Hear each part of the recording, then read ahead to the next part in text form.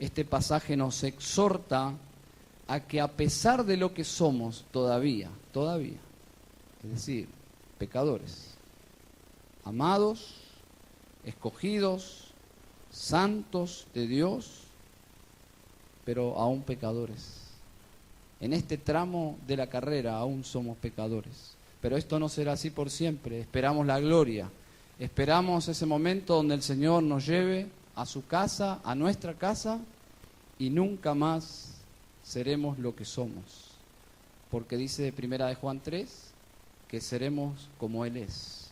Le veremos tal como Él es. Cruzaremos el río y allí estaremos con el Señor para siempre. Pero mientras tanto, las iglesias se reúnen, las iglesias alrededor del mundo y a través de los siglos, iglesias constituidas por seres como nosotros, con debilidades, con pecados.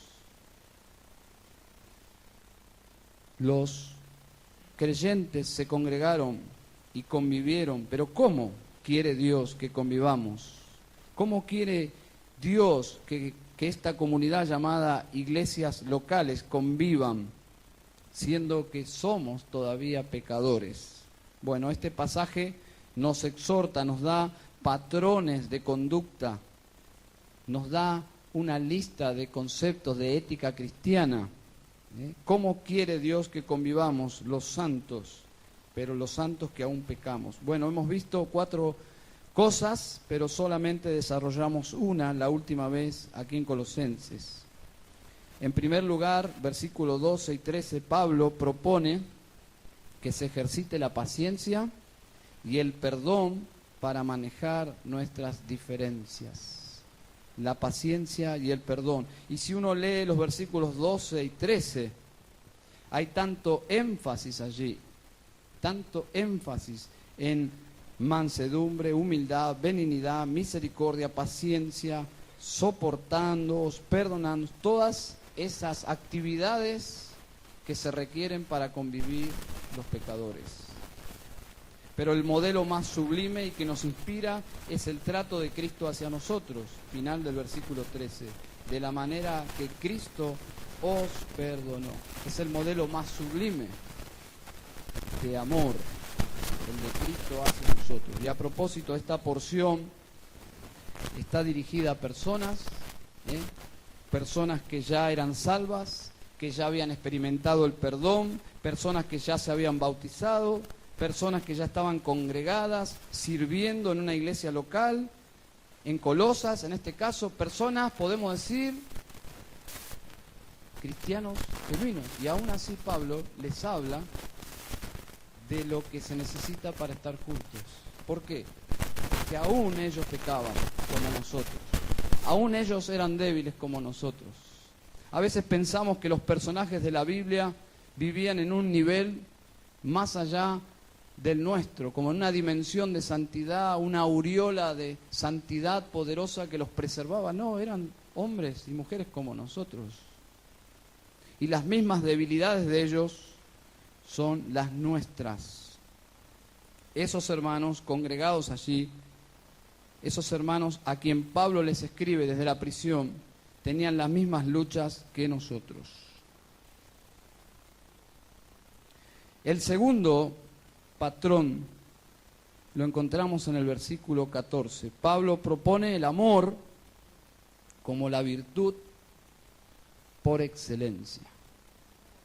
Allí en el pináculo de las virtudes, el amor, para manejar nuestras diferencias y pecados. Leamos versículo 14. Y sobre todas estas cosas, vestíos de amor, que es el vínculo perfecto. ¿Qué está diciendo Pablo aquí? Dice sobre todas estas cosas, lo cual no significa que el amor es más importante que todo lo anterior, sino que el amor incluye todo lo anterior. Incluye el perdón, incluye la tolerancia, incluye la paciencia, incluye la benignidad, la bondad. Todo eso está incluido sobre todas estas cosas.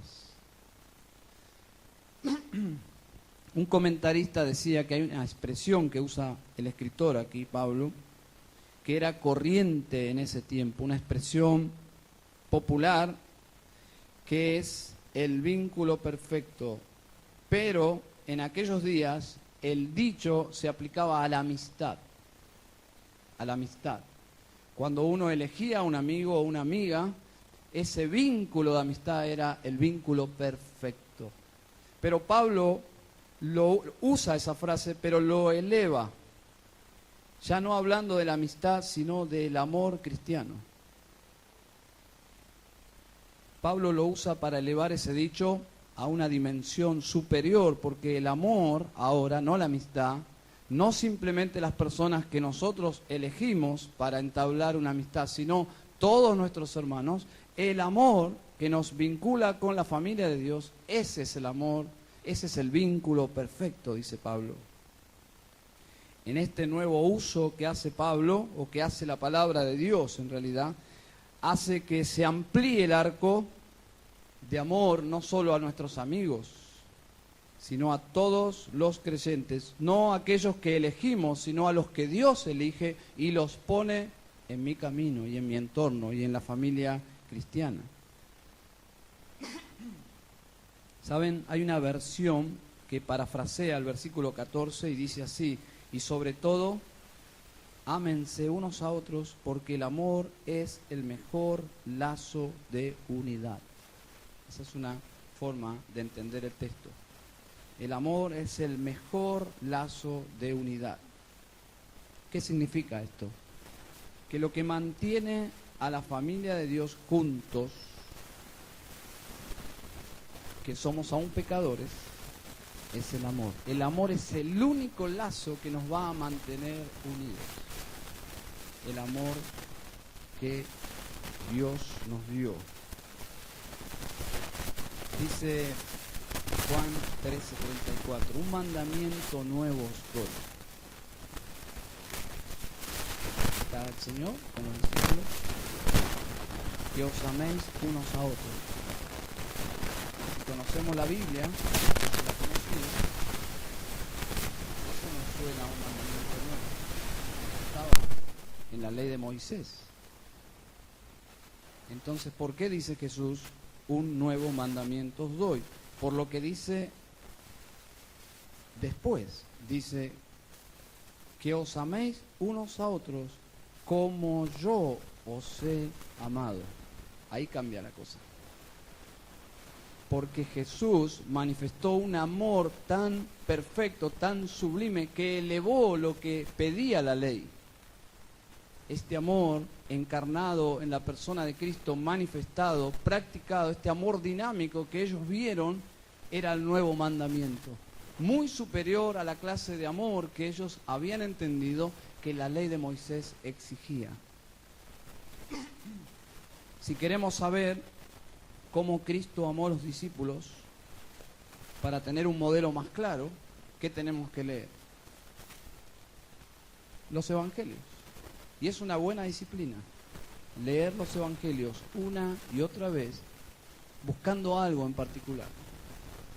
Una práctica buena sería ver, leyendo los 4 evangelios, cómo Jesús trató a sus discípulos. Si queremos saber la clase de amor que debemos practicar nosotros, debemos saber cómo Cristo los amó a ellos. Porque Él dice, como yo os he amado, que también os améis unos a otros. Ver cómo Jesús trató en diferentes circunstancias a los discípulos nos va a ayudar a tener un patrón claro de amor y no ver lo que no es bíblico, sino ver exactamente qué es esta clase de amor. Entonces, ¿cómo los amó Jesús? Yo simplemente voy a mencionar algunas cosas que he descubierto. Jesús los soportó, literalmente, los soportó. Y uno dice, ¿qué nivel de amor es ese? Eso es amor. Soportar a alguien es amor.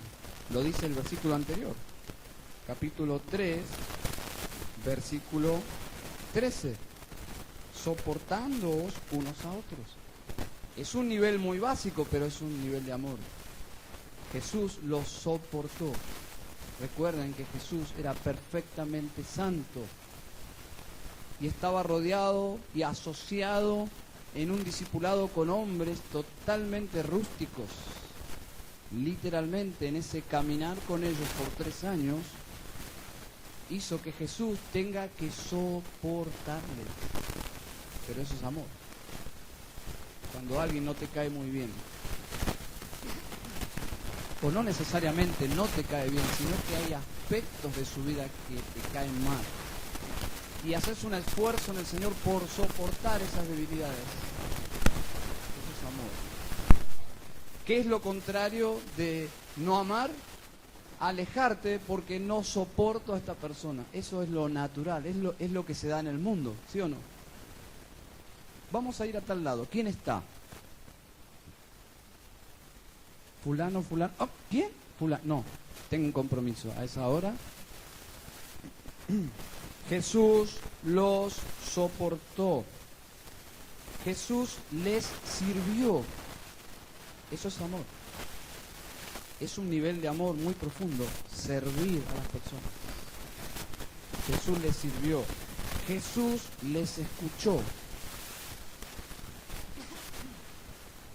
No lo vemos claramente en los evangelios, pero hay 3 años en los evangelios de convivencia. Noches, días, mañanas, tardes, enteras, caminatas. ¿Ustedes piensan que un sujeto como Pedro iba callado? ¿O que 11 hombres juntos en esta aventura, que es el liderazgo de Jesús sobre ellos, piensan que eran personas que iban quietitas, así sin hablar nada? ¿Ustedes piensan que no fluía el buen humor, que no fluían los chistes, que no fluían las bromas santificadas, que no surgían los comentarios, las preguntas? Todo el mundo cristiano, todos los cristianos dicen: cuando yo vaya al cielo, les voy a hacer muchas preguntas. Bueno, ellos no necesitaban el cielo. El cielo vino a ellos. Jesús, el Rey del cielo, el Rey de Reyes, estaba con ellos. ¿Saben? Muchas preguntas fluían hacia Jesús. Jesús los escuchó. En ocasiones les dijo: no les toca a vosotros saber eso. Ni el hijo como hijo lo sabe. Le hacían muchas preguntas. Jesús les escuchó. Jesús les animó. Jesús les confrontó. Alguien puede decir: qué falta de amor. Lo confrontó, al contrario. Alguien que no te ama, no te confronta. ¿Por qué meterse en un lío gratuitamente con una persona que no me interesa? Confrontar es amor. Jesús los confrontó. Jesús se enojó con ellos. ¿Por qué gastar tiempo y energía en enojarme con alguien que no me interesa? Jesús se enojó. Un enojo santo. Pero se enojó con ellos. Los retó, podríamos decir. Jesús les advirtió. ¿Ustedes piensan que advertir a alguien es falta de amor? Jesús les dice: cuídense de los fariseos. No es que Jesús tenía la intención de hablar mal, o que tenía envidia, o tenía celos. No, el Santo Hijo de Dios simplemente estaba marcando pautas de peligro. Cuídense de los fariseos. Cuídense. Más tarde Pablo, siguiendo el mismo patrón, le dice a Timoteo: cuídate mucho de Alejandro. Me ha causado muchos males. Cuidado, fulano me ha abandonado. ¿Por qué advertir? Por amor. Por amor. Les enseñó. 3 años les discipuló. Al estilo de esos días. No era un aula de clase Era un discipulado en el caminar diario. En las situaciones que surgían, el maestro aprovechaba para enseñar, para enseñar, para enseñar. Es lo más parecido a un padre que convive con sus hijos y que va bajando líneas de enseñanza en cada situación. Esa era la clase de discipulado que Jesús tuvo con ellos. Caminó con ellos y ellos le siguieron observando a su maestro, escuchando a su maestro, siguiendo el modelo de su maestro. Les enseñó. Jesús les envió. Les envió. Es decir, confió en ellos. Pequeñas tareas y grandes tareas. Los envió a los 12, envió a los 70. Les envió. Jesús les abrió su corazón a ellos. Ustedes recordarán cuando el Señor les dijo: estoy triste. ¿Recuerdan eso? Estoy triste hasta la muerte. Jesús lloró delante de sus discípulos. En Juan capítulo 8 mostró su lado humano, su compasión, llorando por un amigo que falleció. Jesús sirvió con ellos a los pobres, se involucró con los pobres, no discriminó, trató con los ricos, comió en la casa de algunos ricos, pero también comió con los fariseos, que eran la clase alta, hipócrita, comió en la casa de un publicano, comió con pecadores, comió con saqueo, comió con todo tipo de personas, estuvo con los pobres, con los leprosos, con los enfermos. Jesús evangelizó con ellos. Jesús les enseñó a predicar. Jesús les perdonó. Jesús murió por ellos. Jesús los dejó, pero no los abandonó. Jesús les envió el Espíritu Santo. Uno quiere saber qué significa esto de amar. Sobre todas estas cosas se refiere al amor. Ese amor cristiano, plasmado en el ejemplo de Jesús con sus discípulos.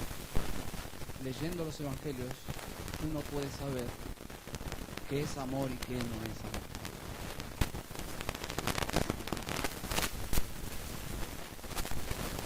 En ningún lugar de la Biblia, ¿no?,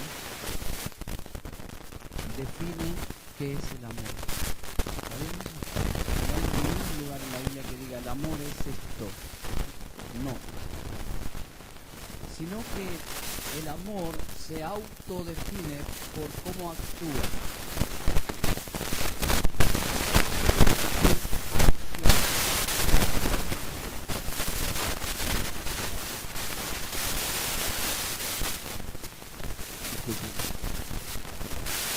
Si uno lee las acciones del amor, uno puede saber qué es el amor. Primera de Corintios 3. Vamos a leer allí para volver a conocer.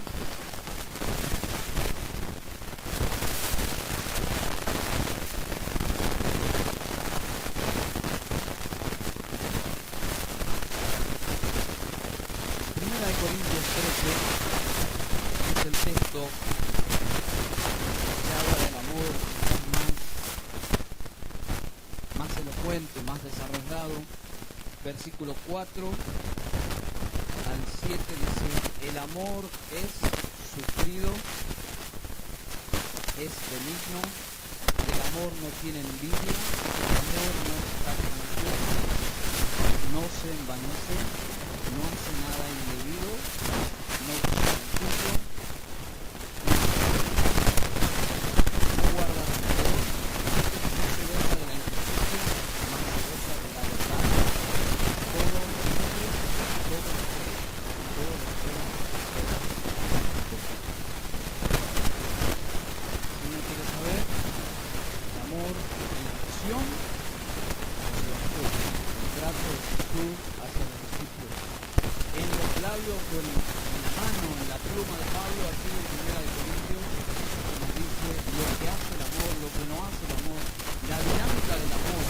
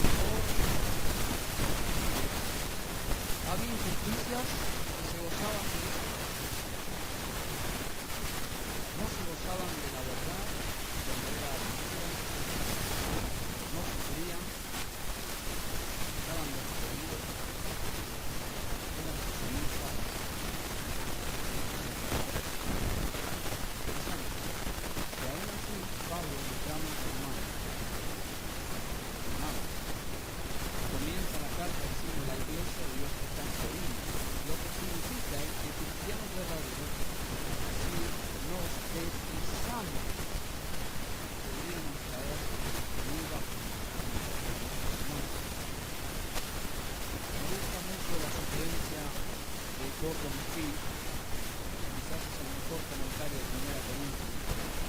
Dice, la mejor manera de captar la exhortación de Primera Corintios 13 sobre el amor es cambiar la palabra amor y colocar allí nuestros nombres. Vamos a hacer una prueba, ¿está bien? Vamos a usar la prueba. Helen, ¿me das? Perfecto, sí. Helen es sufrida. Helen es benigna. Helen no tiene envidia. Helen no es jactanciosa. Helen no se envanece. Helen no hace nada indebido. Helen no busca lo suyo. Helen no se irrita. Helen no guarda rencor. Helen no se goza de la injusticia, mas se goza de la verdad. Todo lo sufre, todo lo cree, todo lo espera, todo lo soporta. Otros dicen deberíamos poner a Jesús en vez de poner de la palabra amor. Me encuadra perfectamente, porque es así como Jesús manifestó su trato con los discípulos. ¿Entienden lo que significa amor? Amor no se define sino por lo que hace. Y estas son las cosas que hace el amor. Una persona madura va creciendo en su vida cristiana en estas acciones. Sufrido, benigno, etcétera, etcétera, etcétera. Entonces, ¿qué es lo que plantea Pablo? Pablo propone el amor como esa virtud que nos enlaza a todos, que nos ayuda a manejar nuestras diferencias y nuestros pecados. Es la virtud por excelencia. Más adelante en 1 Corintios 13 dice, ahora permanece la fe, la esperanza y el amor, pero el mayor de los tres es el amor. ¿Por qué? Claro, la esperanza se termina cuando uno llega al cielo. Ya está, ¿para qué esperar? Ya está, ya es una realidad. Luego dice la fe. Cuando lleguemos al cielo, ya está, no se necesita fe porque está todo a la vista. Pero el amor sí, el amor es para siempre. El amor va a ser la atmósfera del cielo nuevo y de la tierra nueva. Entonces es el amor lo que debemos desarrollar en nuestras relaciones. El amor es sufrido y esa es la idea de un amor que soporta, que sufre, que se estira, pero que soporta. Obviamente que es un aspecto del amor que no hay tiempo ahora para hablar, cuando el amor rompe el pacto, el matrimonio, cuando hay excepciones que no vamos a tratar ahora en la disciplina de la iglesia, como el amor se manifiesta también en la excomunión, etcétera, etcétera, etcétera, pero no es el tema aquí. En tercer lugar, Pablo propone la convivencia en unidad para manejar nuestras diferencias y pecados. Versículo 15.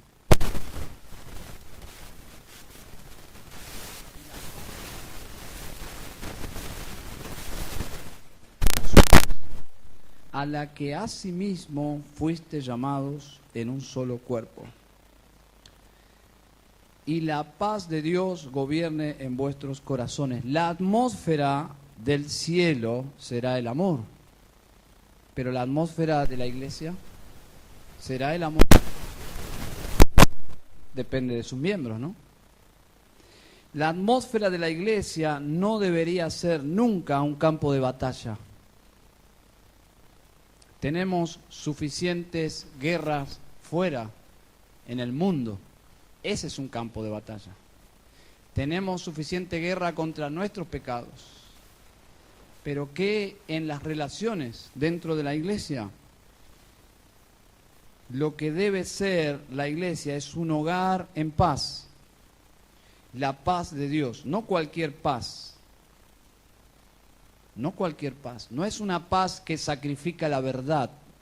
Es una paz fundamentada en la verdad, en la honestidad, en la integridad. Es la paz de un hogar, de los hijos de Dios, donde conviven los hermanos. La paz gobierna cuando los creyentes se visten de amor, cuando estamos uniformados con el vestido del amor, la paz reina, gobierna. La atmósfera la generamos todos nosotros. La atmósfera de una iglesia es el resultado de lo que sus miembros aportan desde sus individualidades. Es exactamente como en el fútbol. Un equipo está formado por personas con diferentes capacidades dentro del campo de juego. Lo que cada jugador aporta en su conjunto hace a un gran equipo o un equipo horrible. De la misma forma, la paz de una iglesia es el resultado de lo que cada miembro atribuye a esa convivencia. Lo contrario de esa paz es el conflicto reinando. La palabra allí gobierna es la palabra arbitrar. Es la función de un árbitro, es el árbitro que regula las relaciones. Marca que hay algo para tratar. La ausencia de paz. La presencia de paz es la actividad de Dios en una iglesia. ¿Saben? Hay una pregunta que deberíamos hacernos aquí y es, ¿qué atmósfera generamos cada uno de nosotros como individuos? ¿Qué atmósfera generamos nosotros como individuos? Quiero decirles una cosa, la misma atmósfera que generás en tu hogar es la que generás en la comunión de la iglesia. Si en tu casa sos una persona difícil de tratar, irritable, contenciosa, quejosa, malhumorada, ociosa, todo eso es parte de tu vida y tu aporte en la iglesia. No es que uno entra en la iglesia y pasa por la puerta, y en la puerta tenemos un sistema de santificación que cuando uno entra en la iglesia, no solo el sistema de la puerta, sino los aires acondicionados arrojan una santidad que cuando cantamos fluye en nosotros, permea nuestras personalidades, nuestras mentes, nuestras emociones y somos santificados automáticamente, ¿no? Lo que aquí sucede congregacionalmente es lo que sumamos de lo que somos de lunes a sábado. Nuestro caminar con Dios. nuestro corazón para Dios. Entonces, ¿qué atmósfera generamos cada uno de nosotros como individuos? ¿Soy un pacificador o soy un generador de conflictos? Siempre doy la ilustración que una vez leí en un libro de liderazgo. Los conflictos son inevitables en los grupos de personas, ya sea iglesia, familia o lo que sea, pero cuando surge un conflicto es como un foco de fuego que se produce. Cada persona que ve el foco de fuego toma una decisión. Si va a tomar un cubo o un balde con agua o va a tomar un cubo, un balde de nafta. Hay personas que les encanta ante un conflicto tomar el balde de nafta, ya que hay lío, que haya lío de verdad, dicen, ¿no?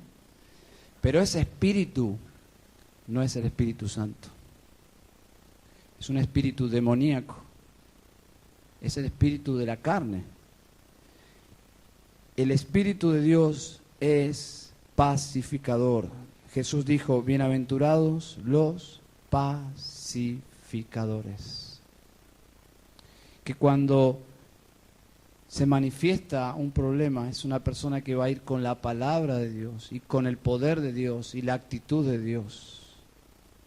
Eso es lo que Dios quiere y es lo que hace que una congregación sea una congregación en paz, que viva en paz. Ahora, esta paz es una paz congregacional, versículo 15, llamados en un solo cuerpo. No es una paz individual, subjetiva. No está hablando de lo que uno siente, porque hay personas que pueden ser sumamente contenciosas, quejosas, pero dicen sentir la paz de Dios. Obviamente aquí hay un autoengaño. No es una paz personal. La falta de paz en un creyente, si un creyente es íntegro, genuino y siente que no está en paz, puede ser una alarma de algo que tiene que arreglar, pero no necesariamente siempre es así. No habla de esa paz individual e interna. Este pasaje habla del clima de la iglesia, la atmósfera que debe gobernar en la iglesia y que lo hacemos todos con nuestras actitudes. Pablo propone la convivencia en unidad para manejar nuestras diferencias y nuestras debilidades pecaminosas. No es esa paz individual. Estaba leyendo el caso de un joven que creo que fue en Brasil, que confesó haber matado a más de 40 personas. Y él dijo que cuando las matabas, hallaba la tranquilidad. Y que cuando empezaba a perder la tranquilidad, era el momento de volver a matar. ¿Se dan cuenta qué engañoso puede ser el corazón, no? La paz de una sola persona no indica nada. Esta paz que menciona aquí es la paz, la atmósfera, el clima de la iglesia, que es lo que yo aporto, lo que usted aporta, lo que todos aportamos. Todos queremos tener un hogar feliz. De la misma manera, todos queremos tener una iglesia feliz. Pero una iglesia está formada por personas. Y esas personas están bajo el mandato de vivir en amor. Y eso es una responsabilidad individual, aunque el pasaje hable de una responsabilidad congregacional. ¿Se dan cuenta la diferencia, no? Le está hablando a una congregación, pero hay responsabilidades individuales. En último lugar, Pablo propone vivir con gratitud en vez de quejarnos para manejar nuestras diferencias y pecados. Versículo 15 dice, y sed agradecidos. Bueno, ustedes están manifestando amor, están soportando, como yo estoy hablando entre tos y tos. Aquí dice, sean agradecidos. ¿Qué significa? Parecería como descolgado, ¿no? Este punto. Pero si tenemos el contexto, es mucho más claro. Entendemos por qué habla aquí Pablo de gratitud, porque gratitud es lo contrario de lo que dice el versículo 13. Soportándoos unos a otros y perdonándoos unos a otros, si alguno tuviere queja. Queja.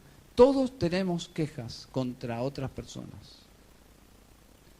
El cristianismo no hace que las personas dejen de ver lo que es real, pero capacita para amar a pesar de las realidades tristes de la vida. Jesús tenía 12 hombres, y dentro de los 12 un Judas, con los cuales convivió 3 años. ¿Ustedes piensan que Jesús los veía perfectos? No. Jesús veía lo que ellos eran en realidad, pero sabía que ellos, a pesar de sus realidades, iban a llegar a ser los apóstoles. ¿No te anima saber que Dios sabe quiénes somos, pero aún así nos ama y nos quiere usar? Y nos quiere usar para llevar gloria a su nombre a pesar de lo que somos. ¿Cómo nosotros no vamos a estar agradecidos por la vida de otros cuando Dios tuvo gracia para conmigo? La gracia que hemos recibido en Cristo cuando nos salvó nos debería hacer personas agradecidas. Nunca olvidarnos lo que éramos, de dónde el Señor nos sacó, a dónde íbamos y por qué Cristo murió para que no vayamos allí. Observen versículo 6, dice, cosas por las cuales la ira de Dios viene sobre los hijos de desobediencia. Pero observen versículo 7 también, en las cuales también vosotros también anduvisteis en otro tiempo cuando vivíais en ellas. Éramos como todos y Cristo nos salvó. ¿Cómo no estar agradecido por tanta gracia que hemos recibido? Conclusión, tenemos un cuadro completo ahora. ¿Cómo conviven los escogidos, santos y amados de Dios? Yo a veces veo fotos viejas, fotos de congregaciones enteras.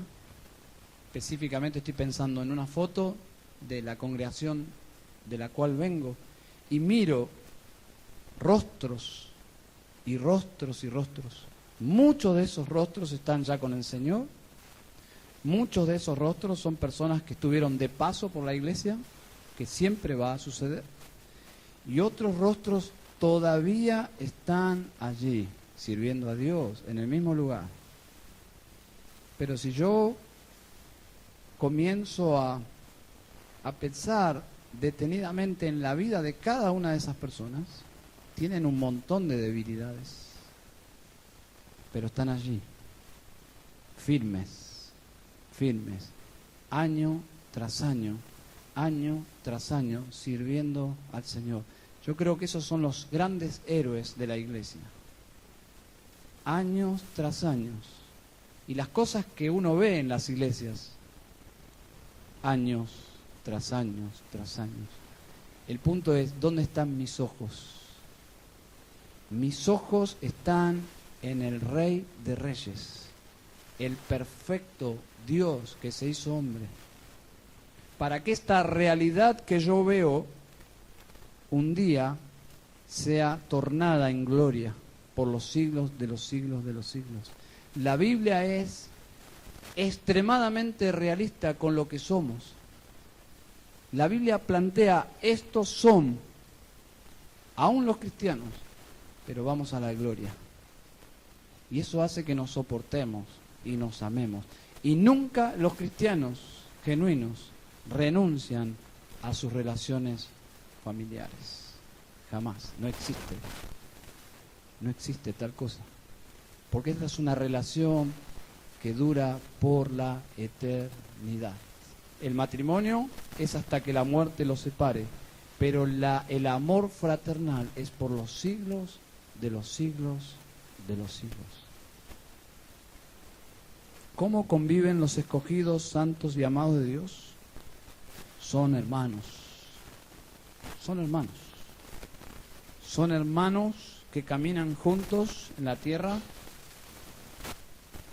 Están en medio de una guerra, en un campo de batalla, día tras día. Conviven en medio de la pólvora, de los ruidos, de las bombas, de los peligros de demonios, peligros de falsos hermanos, peligros y peligros del ministerio, del trabajo, del hogar, de la familia, del hijo rebelde, del vecino molesto, del jefe insoportable, toda esa maraña de cuestiones que hacen que la vida sea difícil. Pero cuando estoy con mis hermanos, ellos me animan, me estimulan, a pesar de que saben que yo soy un pecador. Pero ojo, soy un pecador que no justifico el pecado, que estoy en guerra contra mi pecado. Estoy en guerra contra mi pecado. Esta convivencia es la que plantea el apóstol Pablo aquí. Pablo propone entonces que se ejercite la paciencia y el perdón para manejar nuestras diferencias y pecados.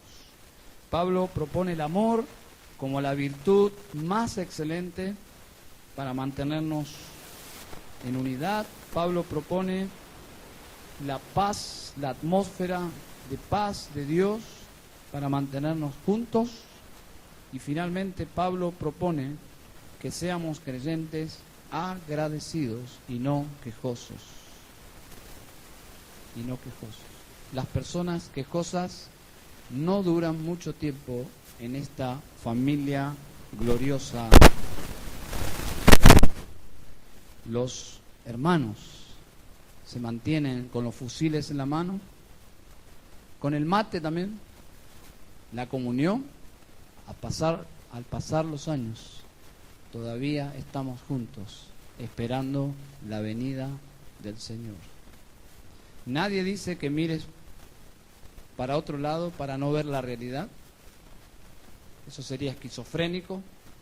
La Biblia dice que mires la realidad, pero con amor,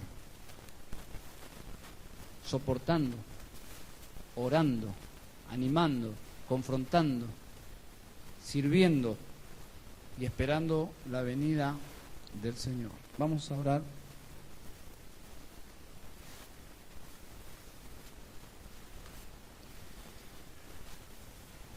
Si Cristo viniese hoy mismo,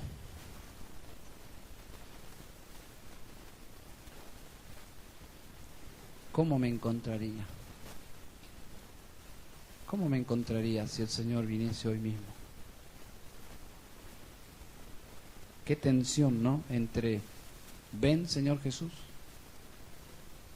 y espera un poquito, Señor, que hay cosas que tengo que arreglar. No serví como debía servir. Señor, dame otra oportunidad. Qué tensión. Pero oramos que el Señor venga. Padre, gracias por la familia tuya, Señor, por cada uno de tus hijos, a través de la historia, en la actualidad, por cada iglesia que tú has levantado en el mundo entero. Gracias por cada hermoso o hermosa hija tuya que has salvado a precio de sangre, la sangre de tu Hijo. Gracias porque a pesar de lo que somos, tú nos amas. Y gracias por la iglesia, Señor. La iglesia amada, la esposa de Cristo, amada y bella, destinada a ser inmaculada y perfecta, pero en los cielos. Hoy vemos una iglesia, Señor, con arrugas, Hoy vemos una iglesia imperfecta, pero tú la amas, Señor. Y nosotros amamos lo que tú amas y aborrecemos lo que tú aborreces, Señor. Gracias por tu iglesia. Cada cabeza inclinada, por favor. Nadie mirando. Tenés que amar la iglesia. Habla con Dios y decirle: Señor, ayúdame a amar la iglesia. Ayúdame a amar la iglesia, la que tú elegiste para tu Hijo. Ayúdame a amarla. Porque si Cristo la ama así, ¿cómo no he de amarla yo? Ayúdame a amar a cada verdadero creyente como fruto del sacrificio de Cristo. Oh Señor, ayúdame a apreciar lo que tú has salvado, lo que tú has rescatado del infierno por la obra de Cristo. Ayúdame a amar, Señor, a tus hijos. Padre, gracias por la novia, por la esposa de tu Hijo. Ayúdanos a servirle, a honrarla, a no difamarla, sino a servirle. Te damos gracias, Señor, por tu palabra y por el apóstol Pablo, que fue un ejemplo de alguien que entregó su vida entera para servir a tu iglesia, Señor. Oramos en Cristo Jesús. Amén y amén, Señor.